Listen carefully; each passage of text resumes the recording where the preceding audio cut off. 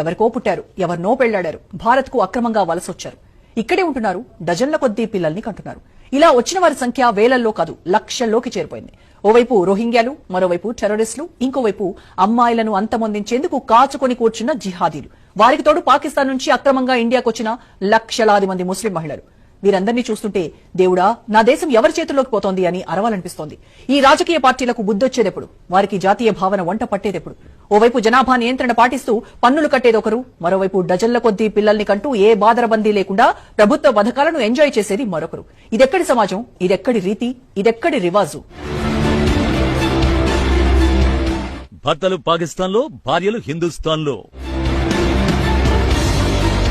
పాక్ నుంచి 5 లక్షల మంది మహిళా చొరబాటుదారులు. వారికి పుట్టిన 25 లక్షల మంది పిల్లలు భారత్లోనే.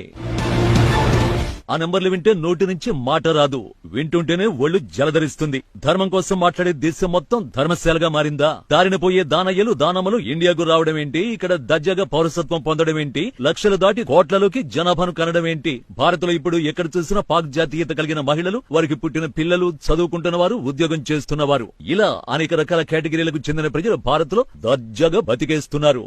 ఒక రకంగా చెప్పాలంటే పాక్ పురుషులకు భారత అత్తవారిల్లుగా మారితే మహిళలకు తల్లిగారి ఇల్లులాగా మారిపోయింది. భారత పౌరులైన హిందువులకు బయట దేశాల్లో దొరకని అవకాశాలు భారత్ లో పాకిస్తాన్ పౌరులకు ఆవలీలగా వచ్చేస్తున్నాయి. ఈ విషయం వింటుంటేనే నమ్మబుద్ధి కావడం లేదంటున్నాడు సామాన్యుడు.